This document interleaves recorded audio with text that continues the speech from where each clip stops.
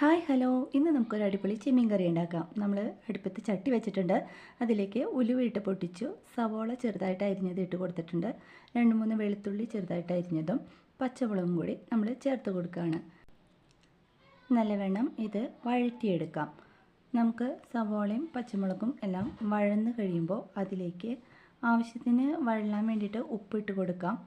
അതിനുശേഷം നന്നായിട്ട് വഴറ്റിയെടുക്കാം. വഴന്ന് കഴിയുമ്പോൾ മഞ്ഞൾപ്പൊടി, അതിനുശേഷം മല്ലിപ്പൊടി 2 സ്പൂൺ ഇടാം. അതിനുശേഷം നമുക്ക് മുളക് പൊടി 2 ടീസ്പൂൺ ഇടാം.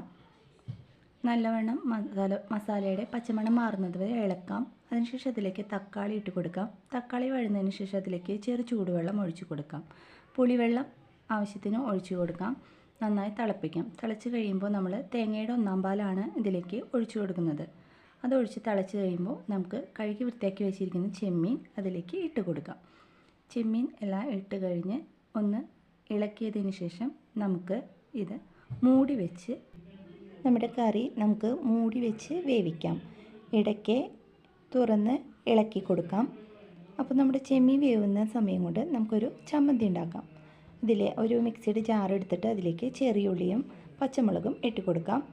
ഉപ്പിലിട്ട് വെച്ച മാങ്ങ കഷ്ണങ്ങളാണ്, അത് നമുക്ക് ചേർത്ത് കൊടുക്കാം.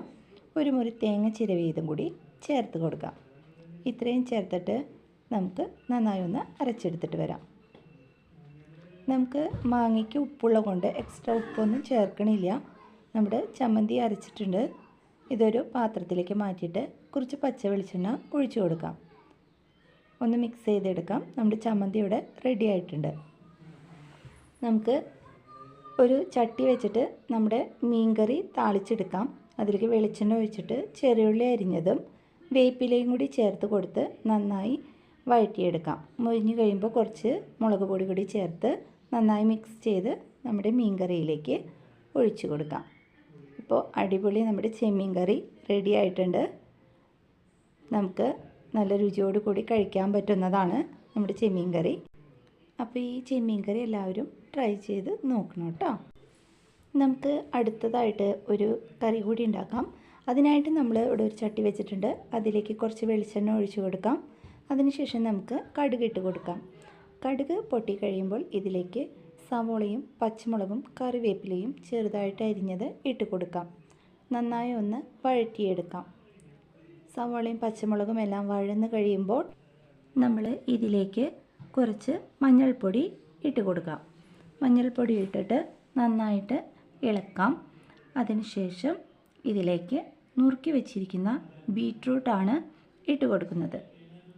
ബീറ്റ്റൂട്ട് ഇട്ട് കൊടുത്ത് നമുക്ക് ആവശ്യത്തിന് ഉപ്പ് കൂടി ചേർത്ത് കൊടുക്കാം. ഉപ്പ് ചേർത്ത് നന്നായി ഇളക്കി യോജിപ്പിച്ച് നമുക്കിത് മൂടി വെച്ച് വേവിക്കാം. മൂടി വെച്ച് നമുക്കിത് വേവിക്കാം. ഇടയ്ക്ക് ഇളക്കി കൊടുക്കാം. ആ സമയം നമുക്ക് ഒരു ഉരുളി വെച്ചിട്ടുണ്ട്. അതിൽ വെളിച്ചെണ്ണ ഒഴിച്ചിട്ട് കറിവേപ്പില ഇട്ട് കൊടുത്തിട്ടുണ്ട്. ഇതിലേക്ക് മസാല പുരട്ടി വെച്ചിരിക്കുന്ന ചിക്കൻ കഷ്ണങ്ങൾ ഇട്ട് കൊടുക്കാം. ചിക്കൻ്റെ കഷ്ണങ്ങൾ ഇട്ട് കൊടുത്ത് നമുക്ക് ചിക്കൻ നല്ലവണ്ണം വേവിച്ചെടുക്കാം. അപ്പോഴേക്കും നമ്മുടെ ബീറ്റ്റൂട്ട് ഉപ്പേരി ഇവിടെ റെഡി ആയിട്ടുണ്ട്. ഇനി നമുക്കൊരു പാത്രത്തിലേക്ക് നമ്മുടെ ചോറാക്കാം. ഒരു ചട്ടിയാണ് ഇവിടെ എടുത്തിരിക്കുന്നത്. അതിലേക്ക് നമ്മൾ ചോറിട്ട് കൊടുക്കാം. നമ്മളുടെ സ്പെഷ്യൽ കറി ചെമ്മീൻ കറി ഒഴിച്ചു കൊടുക്കാം. ചെമ്മീൻ കറി ഒഴിച്ചതിന് ശേഷം നമ്മുടെ ചമ്മന്തി അരികത്ത് വെച്ച് കൊടുക്കാം. ബീറ്റ്റൂട്ട് ഉപ്പേരി അരികത്ത് വെച്ച് കൊടുക്കാം. നമ്മളുടെ ചിക്കൻ വറുത്തതും കൂടി വെച്ച് കൊടുക്കാം.